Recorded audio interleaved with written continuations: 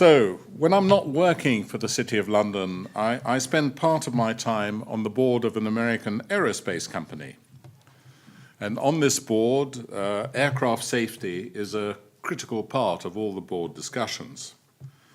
And it was there that I picked up the perceptive remark of a learned airline and NASA expert, a professor at the University of Miami, who said, "There is no problem so complex that it cannot simply be blamed on the pilot."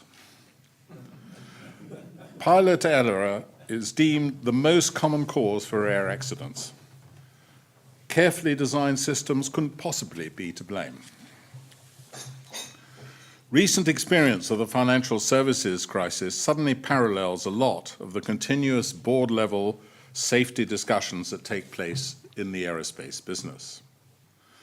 Only, of course, in this case, it's not clear who the pilot actually is that we are to blame. Is it the traders, compliance or risk officers, bank directors, regulators, central banks, credit rating agencies, governments? It's a very long list.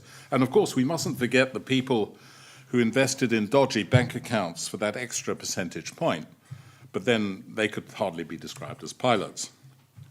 So blame makes us feel very much more comfortable.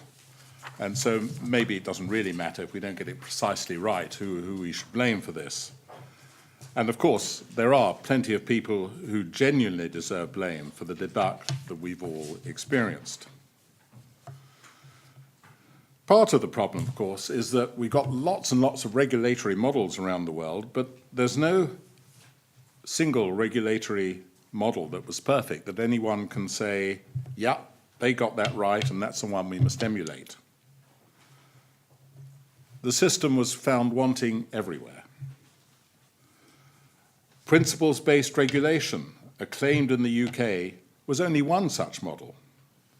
It laid itself wide open to the criticism expressed recently by your central bank governor that it had become a code for deferring to the preferences of the regulated entities themselves. But as I said, no one has the right model. So there's no model you can point to, and therefore in this environment, bankers and financial services industry in the whole are all considered fair game for government, political, media and consumer hostility. The banking industry, I have to say, has generally appeared to be in denial.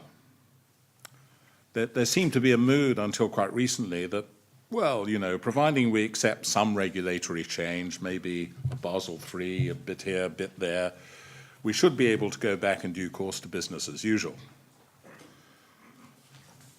Problem is, I think most have underestimated the profound public anger from large numbers of people who've been seriously affected by this crisis and who are paying the social and economic price. The London Financial Times yesterday had a column, it was in the UK edition anyway, which showed the impact of the crisis on different parts of the economy. Now, of course, it's normal. Financial intermediation as one class, revenues had fallen in financial intermediation. But what was interesting is that it had fallen a lot less than lots of other sectors, such as retail, manufacturing, and all this sort of thing. So, of course, you know, one can imagine that people are very fed up with the industry. As a result, rather than having regulation guided by technocrats, we now have regulation demanded by populists.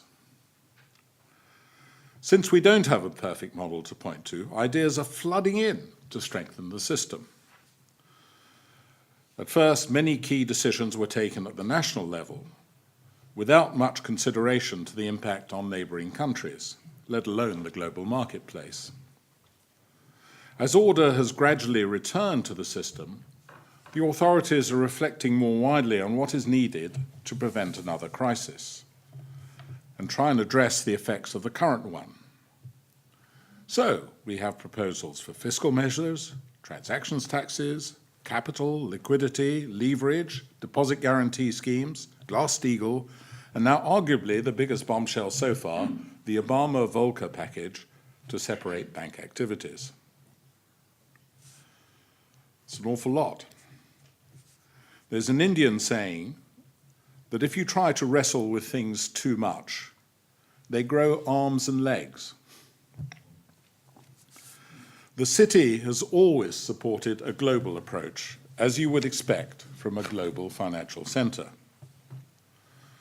The biggest problem for the industry, as you probably gathered from my remarks so far, is how many safety belts can we handle? The measures that are being talked about at a national, at a regional, and at a global level all accumulate into a huge cost.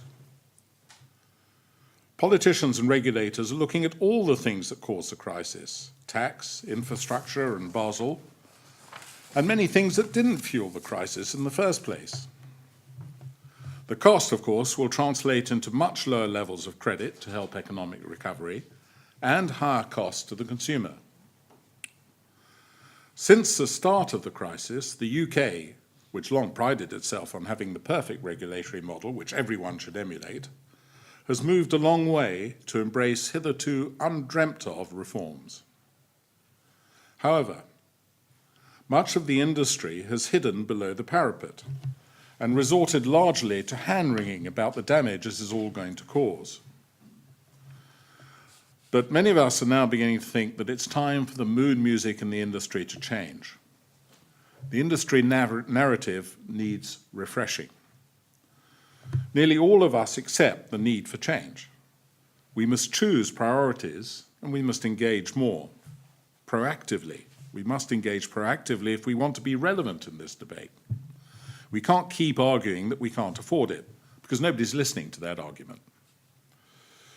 So the industry has to work harder to find something serious to say about the macro issues. The City of London believes, like many others, that we have to have a global level playing field. We want the system to be reformed. We don't want the Western banking system to blow itself to pieces. But at the same time, we do want it to stay open and competitive. So we must engage. And then maybe, just maybe, we can earn the right to have the predictable, sustainable, and competitive tax charter and regulatory infrastructure that we so crave for. Now, a necessary precondition for more engagement by the banking industry is that we start serious work in re-establishing our reputation with politicians, the public, and our investors. It's very difficult to get acceptance of a proactive contribution to serious regulatory or fiscal debate if people immediately classify it as self-serving. For this reason, it's dangerous for bankers to overreact to the pushback on bonuses, which everyone outside the industry sees as completely unjustified. As your central bank governor said at the Sheldon in December, I think it was December, pay matters. A major item to be addressed is how the industry will ultimately cover taxpayer losses. It seems from the discussion I had at lunch today that you seem to be a lot further ahead than we are in this discussion, as far as I know. In the UK, where, as somebody pointed out to me, there's not a great deal of transparency on these discussions, there is a high-level engagement on this between the industry and the government. But I don't know what the solutions are. And by high level, I mean at chairman level, and kept fairly quiet. And that's just to pay back the public purse. We know about the Obama clawback taxes. That was more transparent. And they at least have the merit of a clear financial target. I think it was $100 billion. Some of it actually not banking, but at least we can see what it is. We don't have that clarity in the UK yet. But that's just paying back the public purse. Another issue on which there is much industry disagreement so far is how to insure banks which are too big to fail going forward.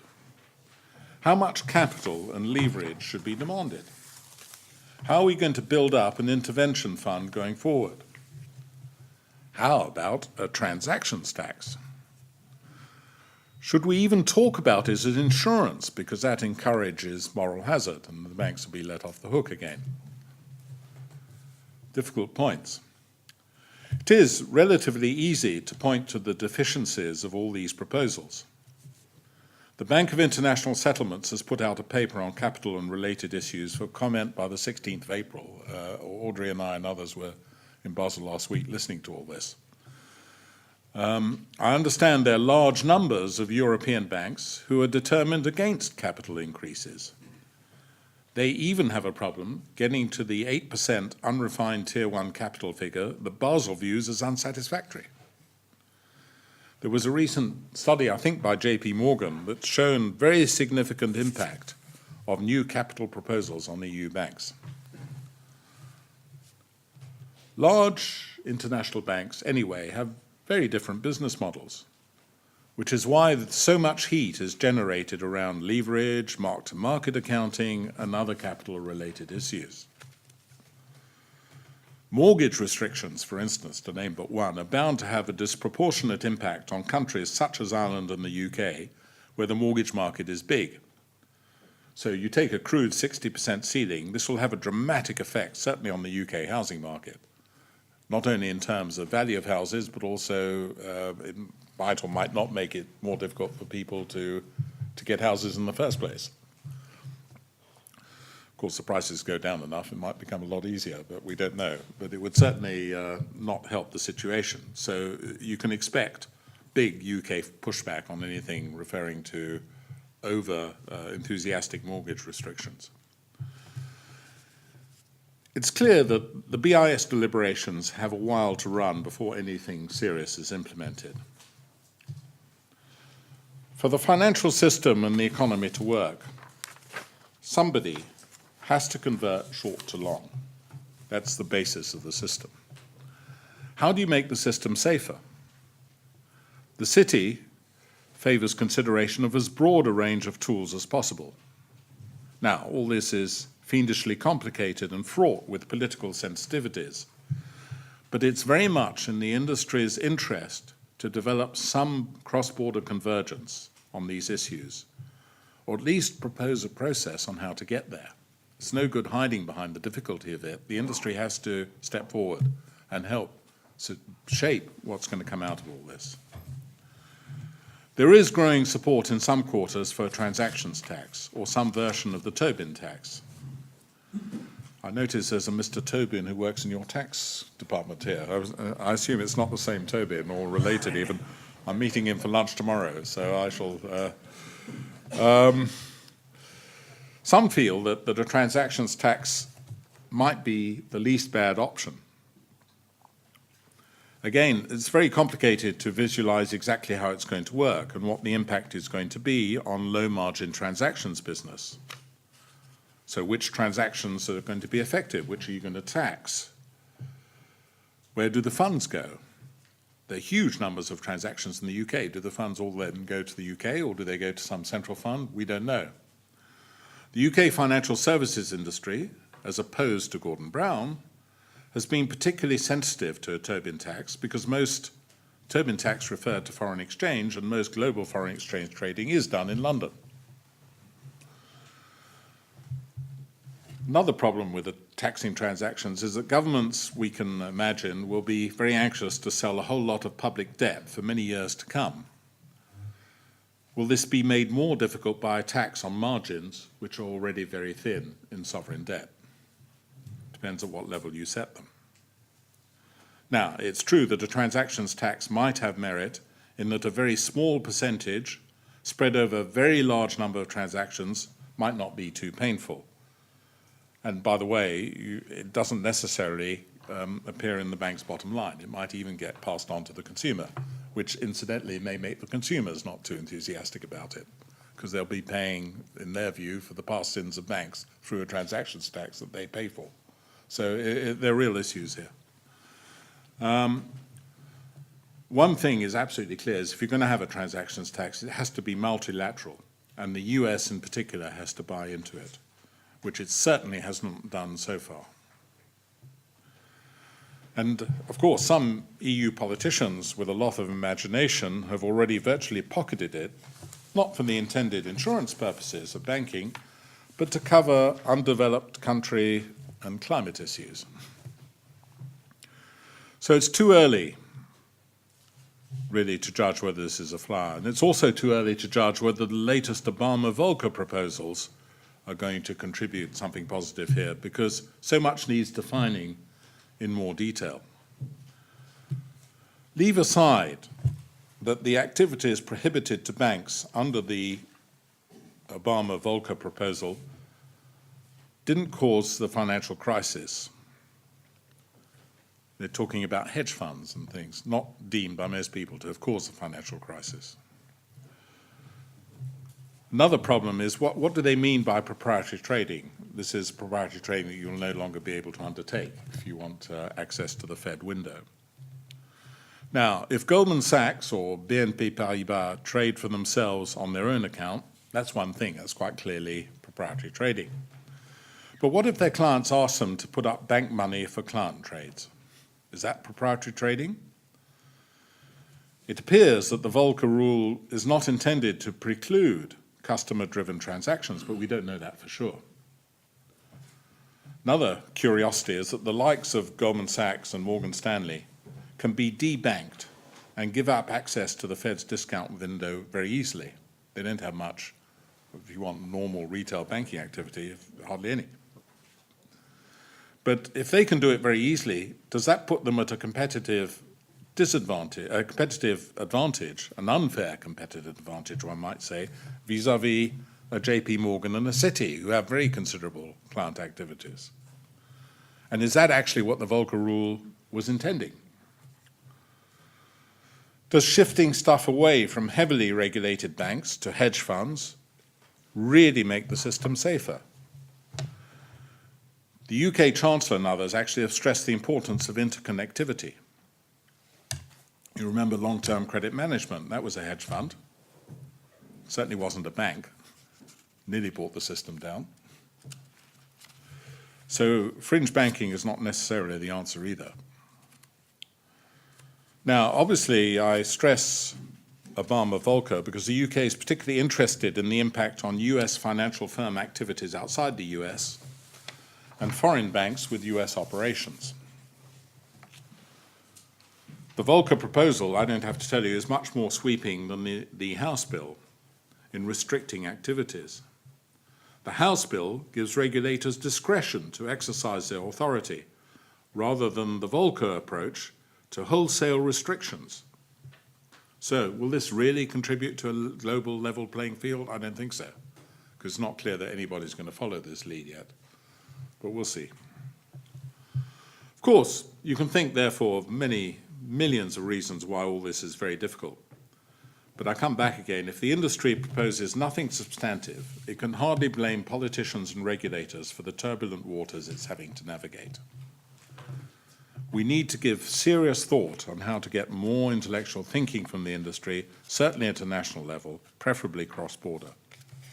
There are a number of organizations looking at this, but the industry needs to step up its game.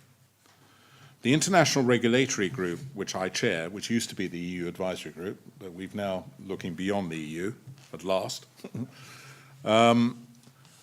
And this, by the way, group works for the City of London Corporation and also for some newly created organisation in the UK called the City UK, which is there to consolidate a lot of previously different activities which were there to promote UK financial services. The City UK was set up after a couple of important reports on the financial services industry to the Chancellor, one of which was the Bischoff report, the other was the Wigley report. They both said we had too many people representing UK financial services, we needed to consolidate them, and the City UK is that consolidation. And the City UK and the City of London Corporation, through our committee, are identifying priorities on the regulatory agenda and processes to make a positive contribution to the discussions. We obviously need to consider the impact on the industry, but we also need to consider the impact on society. An Irish audience, I think, knows better than most that regulatory burdens come as a direct cost to the consumer and generally slow down economic recovery as credit availability reduces. So in summary, the UK wants to avoid regulatory arbitrage. It wants to encourage international coordination and cooperation. It wants increased transparency. And it wants to encourage industry involvement and impact assessment in all major proposals, particularly at the cumulative level, when you add them all up. We, of course, welcome interaction with like-minded groups in other countries, which obviously includes Ireland, on this. So going back to the aerospace analogy I started with, one wise industry observer has commented that safety begins in the boardroom, and that's where we need to make a start. Thank you very much.